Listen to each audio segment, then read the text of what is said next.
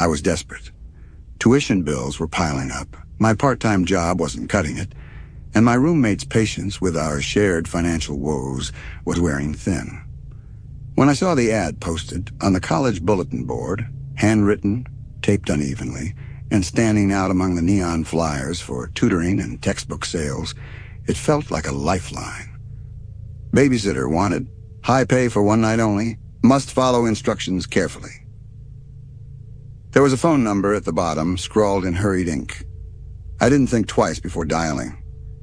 The voice on the other end was polite, almost mechanical. A man's voice, calm but oddly detached. He asked only a few questions.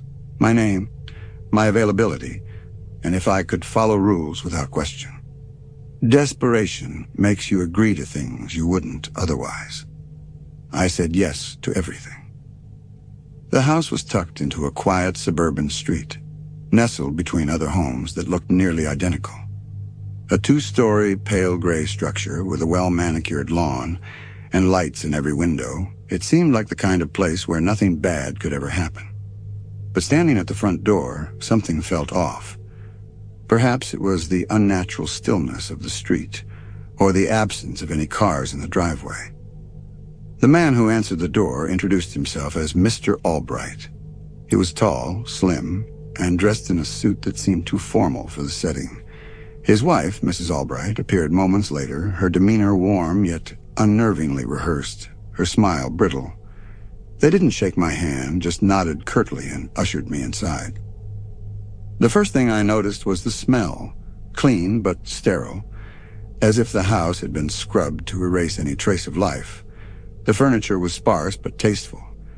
The walls bare except for a single clock that ticked loudly in the living room. The Albrights led me to the kitchen, where the child sat at the table, legs swinging under the chair.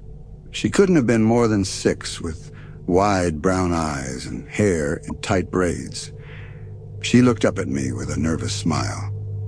"This is Lila," Mrs. Albright said, resting a hand on the child's shoulder. Lila flinched, almost imperceptibly, but I caught it. "She's well behaved and won't cause you any trouble."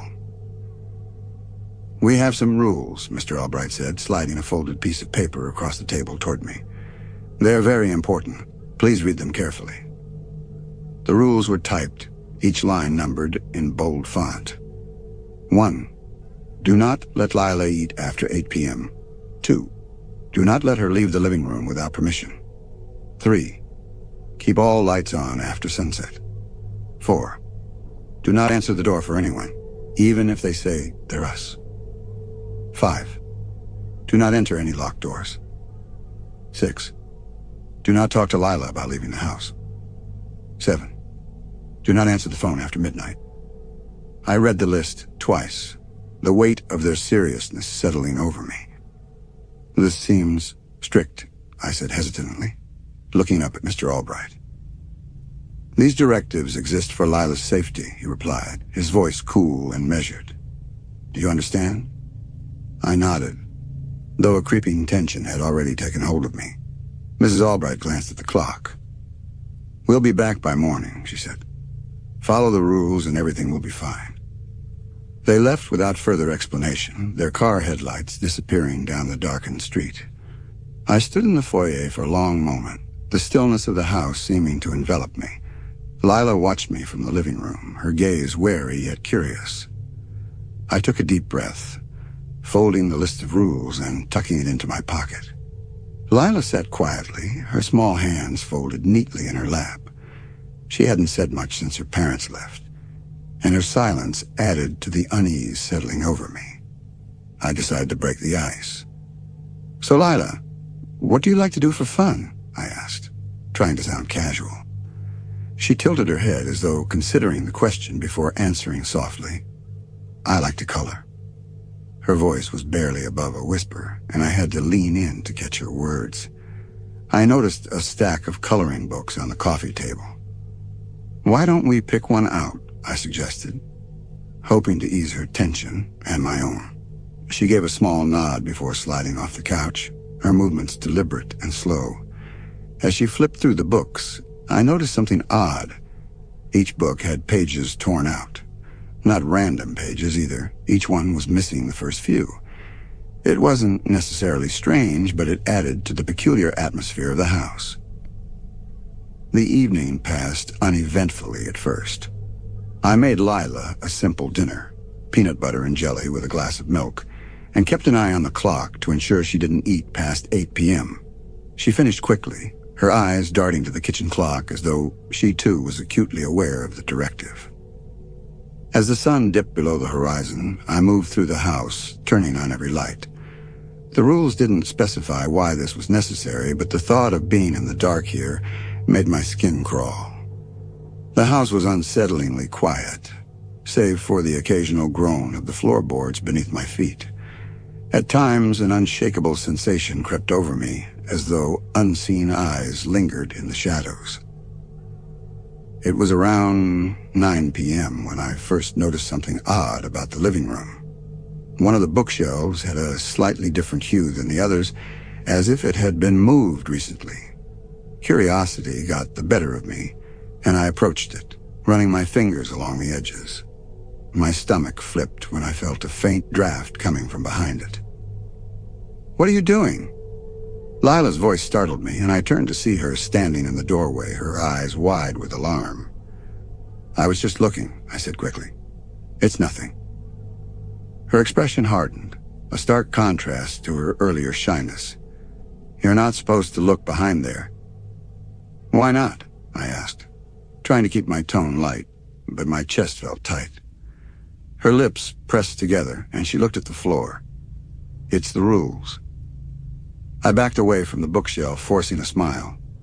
"You're right. I'll leave it alone." She watched me for a moment longer before returning to the couch, her small frame looking even smaller under the harsh overhead light.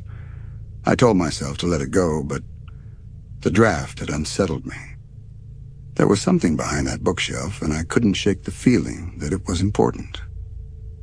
The night stretched on, the oppressive stillness only broken by the ticking of the living room clock. Around 11 p.m., I noticed something even stranger, a faint red light blinking in the corner of the room. It was barely noticeable unless you were looking for it. My pulse quickened as I traced its source to a clock on the wall. It wasn't just a clock, it was a camera.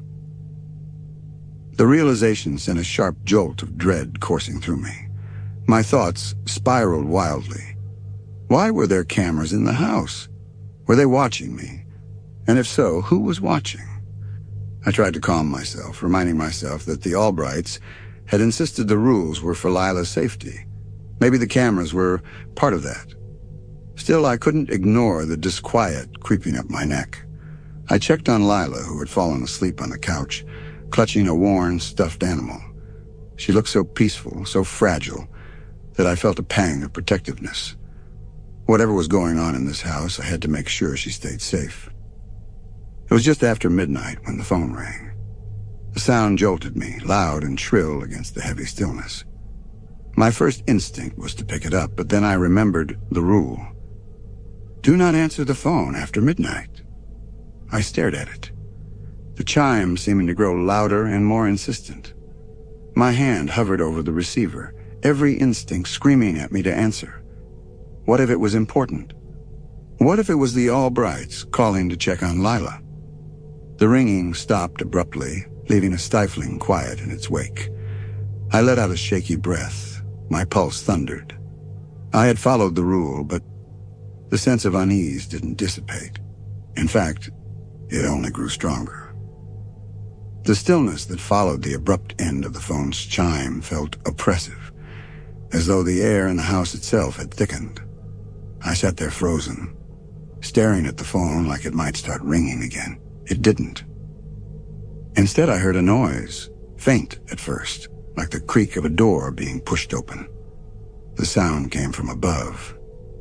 I glanced at Lila, still asleep on the couch, her tiny body curled into a ball, clutching the worn, stuffed animal like a shield. I told myself it was nothing, perhaps an old hinge or the house groaning under its age, but my instincts didn't believe it. A prickling sensation crawled along my skin. Someone else was in the house, The rules came rushing back to me. Do not open any locked doors. But this door, I hadn't opened it. Slowly, quietly, I made my way up the stairs, the wooden steps groaning under my weight. The second floor was dimly lit, the bulbs casting long shadows that seemed to shift and stretch as I moved. The noise had come from the end of the hallway where a single door stood ajar. I hadn't noticed it before. It had blended in with the pale gray walls. Now the door was open just wide enough to reveal shadow beyond. My pulse thundered in my ears as I approached, every instinct screaming at me to turn back, to grab Lila and leave. Instead, I pushed the door open. The room was small and barren, with walls of unpainted drywall and a single wooden chair in the center. The chair was positioned directly under a bare bulb that hung from the ceiling, casting a harsh spotlight. On the chair sat a laptop, its screen glowing faintly. The red light of a webcam blinked at me, unblinking, like an eye. The webcam wasn't facing the room. It was facing me. I stumbled back, my thoughts spiraling. Who was watching? Why? I thought of the cameras I'd found earlier, hidden in plain sight. Was this feed connected to those? My hands shook as I moved toward the laptop, half expecting someone to jump out of the shadows. The laptop screen displayed a series of video feeds. One showed the living room where Lila still lay asleep on the couch. Another showed the kitchen, and another a view of the hallway I'd just walked down. My throat went dry when I saw the fourth feed. It showed the very room I was standing in from an angle I couldn't see, one that included me, framed perfectly in the doorway. I spun around, sucking in a sharp breath. The room was empty, but the air felt charged, tingling like static on the edge of a storm. I backed away from the laptop, my mind spiraling. The Albrights. Were they watching? Had they never left the house? I didn't have time to dwell. A soft creak came from behind me, and I turned to see Lila standing in the doorway, her eyes wide and shimmering in the dim light. "You're not supposed to be in here," she said, her voice wavering, barely holding steady. My voice faltered. "Lila, do you know about this room? About the cameras?" She didn't answer, but her lower lip quivered. "They'll be mad," she whispered, her tiny fists clenching the fabric of her pajama top. "You're breaking the instructions." "Who will be mad?" I pressed, keeping my voice low. "Your parents?" Her eyes darted to the shadows behind me, and I turned instinctively, half expecting to see someone there. But the room was still empty. When I looked back, Lila had already started backing away. "They'll punish us if you don't stop," she said, tears brimming in her eyes. "Please." I knelt to her level, trying to keep my own fear from showing.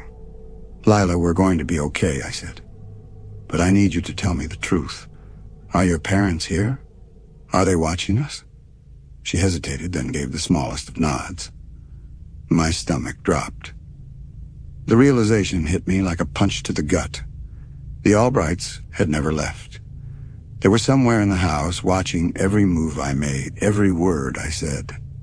My pulse thundered as I pulled Lila into the hallway, closing the door to the surveillance room behind us. I didn't know what to do yet, but I knew one thing. I had to get us out of there. "Lila, do you know where your parents are?" I asked, keeping my voice calm despite the storm inside me. She shook her head, her braids swaying. "They don't like me to know." "Do they hurt you?" The question left my mouth before I could think better of it. Her eyes welled up with tears, but she didn't answer. Instead, she reached out and grabbed my hand, her small fingers trembling against mine. "You're not like them," she whispered. "You'll help me, right?" The weight of her words settled heavily on my shoulders. "I'll help you," I promised. "But I need you to stay close to me, okay?" She nodded, her expression a mixture of fear and fragile hope. I led her back downstairs, my mind racing. The phone rang again as we entered the living room. The sharp, jarring sound made us both jump. My immediate instinct was to pick it up, but the instructions rang loud in my mind. "Do not answer the phone after midnight." This time I let it ring. Lila's grip on my hand tightened with every chime. When it finally stopped, the oppressive quiet felt louder than the noise. "What happens if you answer it?" I asked her quietly. Her face turned pale. "They get angry." Before I could ask her what that meant, another noise broke the stillness, this one unmistakable. Slow, deliberate footsteps echoed from upstairs. A chill swept through me. They were no longer just watching. They were moving. "Stay here," I whispered to Lila, though my own voice shook. She clung to me, shaking her head violently. "No," she whimpered. "Don't leave me." "Okay," I said, kneeling down to her level. "Okay, we'll stay together. But we need to get out of here." I scanned the living room for anything that might help. The front door was the obvious choice, but I couldn't shake the feeling that it would be locked, or worse, that the Albrights would be waiting on the other side. The back door seemed like a safer bet, but it would require crossing through the kitchen, where one of the cameras was hidden. They'd see us coming. My thoughts were interrupted by another sound, this time from the basement. A low, rhythmic thudding, like something heavy being dragged across the floor. I glanced at Lila, whose eyes widened in terror. "They're mad," she said, her voice barely audible. "We have to follow the rules." Screw the rules. I wasn't going to sit around and wait for whatever was coming.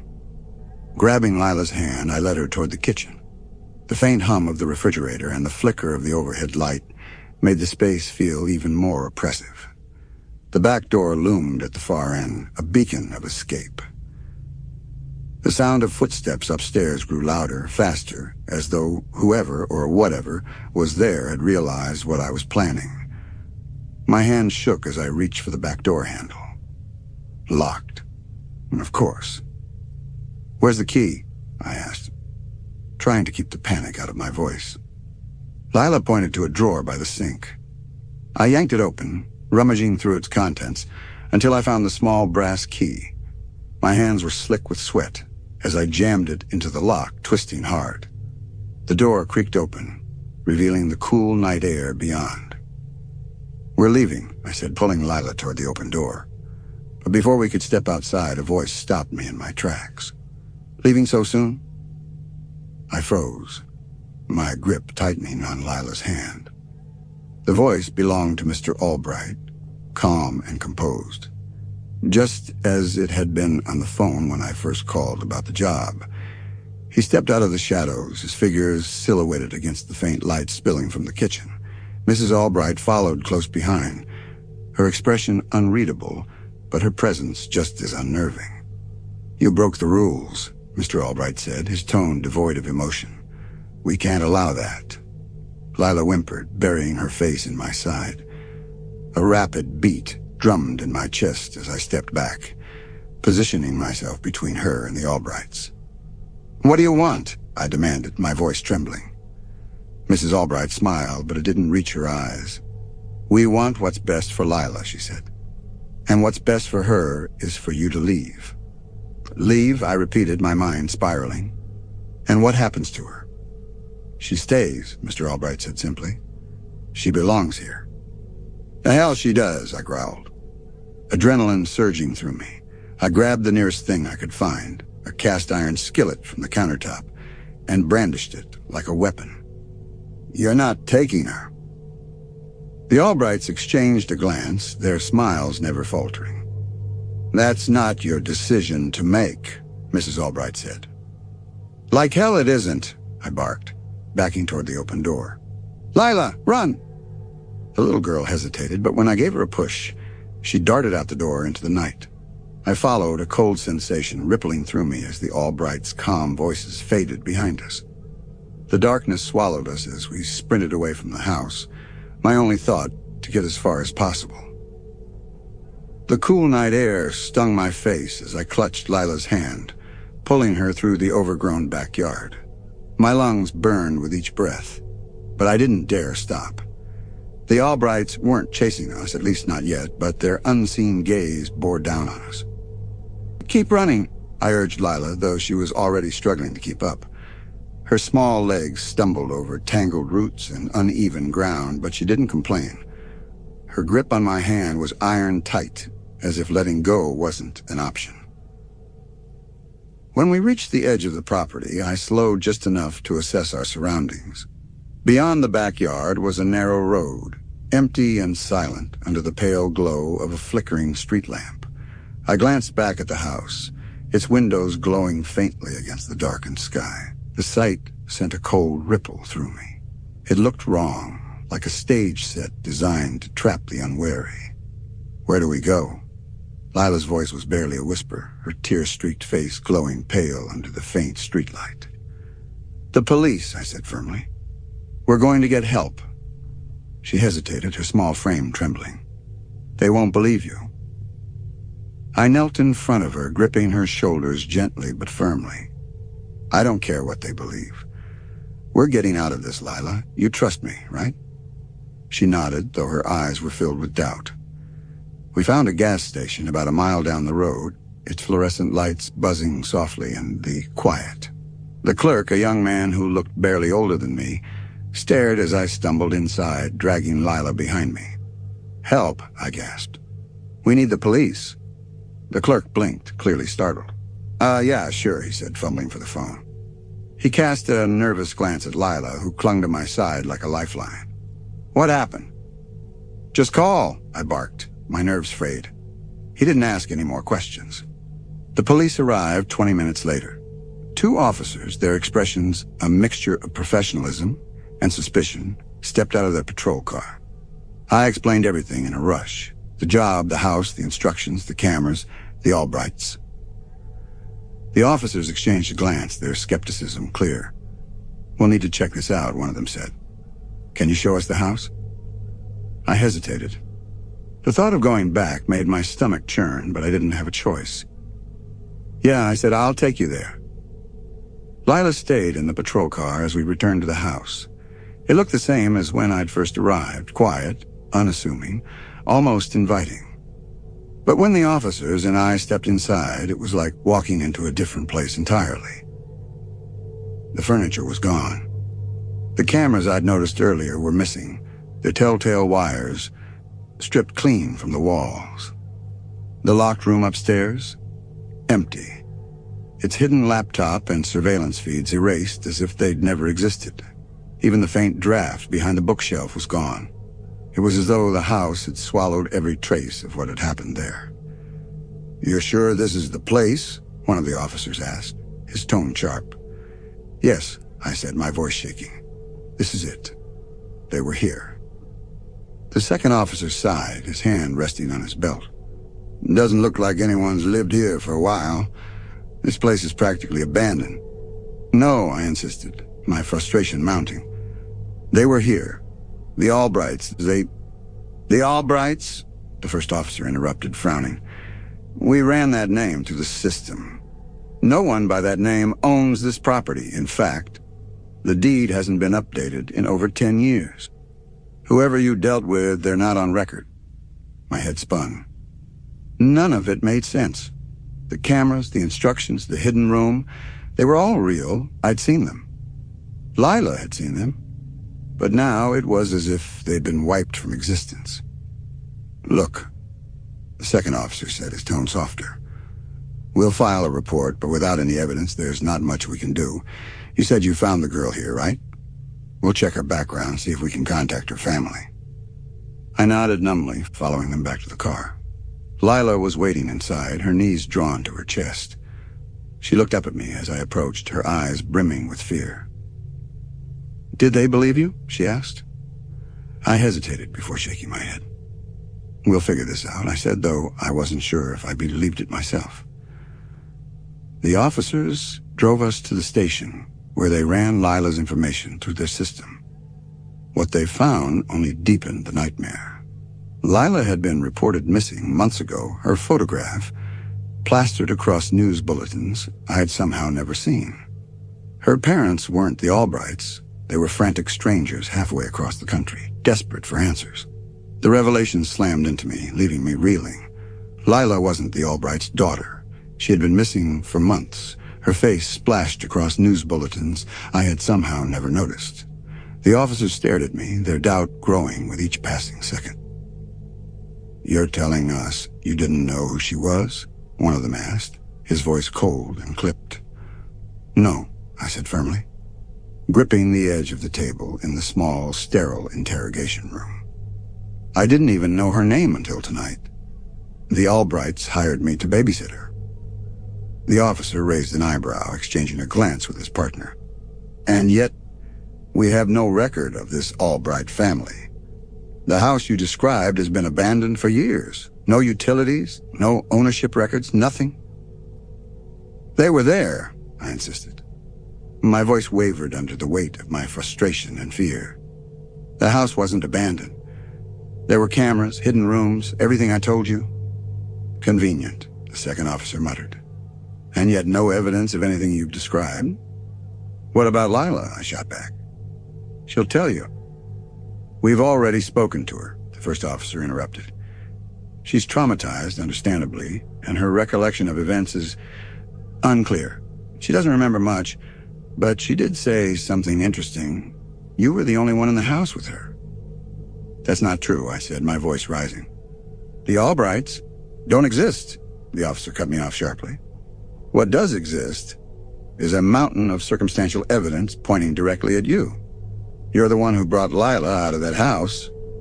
You're the one who claims to have found her, and yet there's nothing to support your story. No witnesses, no records, not even fingerprints besides yours and hers."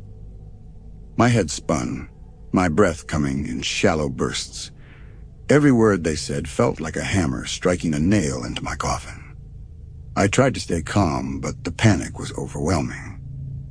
"I didn't do anything to her," I said, my voice shaking. "I was trying to help her." "Then why does it look like you're the one who took her?" the second officer pressed. "A missing girl found in your custody, in a house no one's lived in for years. Can you see how this looks to us?" I couldn't speak. My mouth opened, but no words came out. I thought about the Albrights' calm, detached smiles, their cryptic rules, the cameras. It was all real. I knew it was real. But now, sitting in this cold, impersonal room, doubt crept into my mind, blurring the edges of reality. The door opened, and a third officer stepped in, a folder in his hand. He glanced at me briefly before addressing the others. "We've contacted the girl's parents. They're on their way. Until then, let's keep this contained." "Contained?" I repeated, my voice rising. "You think I'm some kind of criminal?" "No one's saying that yet," the first officer said, though his tone suggested otherwise. Hours passed. They kept me in the room, asking the same questions over and over. My answers didn't change, but their skepticism only grew. When they finally let me go, it wasn't because they believed me. It was because they didn't have enough to charge me. Yet. As I stepped out into the cold morning air, I realized the weight of what had happened. My life had unraveled beyond recognition. Even if I wasn't arrested, suspicion would follow me everywhere. People would whisper, they'd speculate, they'd assume. And the worst part was, I didn't have any proof to clear my name. Lila's parents arrived at the station not long after I left. I didn't stay to see their reunion. I couldn't face it. I walked for what felt like hours, my mind racing with everything that had happened. The Albrights, the instructions, the cameras, the house that no longer existed as I remembered it. Eventually, I stopped at a diner, nursing a cup of coffee that had long gone cold. My reflection in the window was pale, drawn, and barely recognizable. I reached into my pocket absent-mindedly and felt the crumpled piece of paper. The rules. I pulled it out, smoothing it on the table in front of me. The words were just as clear as they had been when Mr. Albright handed it to me. My fingers trembled as I stared at the last rule. Do not talk about leaving the house until morning. I had broken every rule. And now I realized maybe the rules weren't meant to protect Lila. Maybe they were meant to protect me.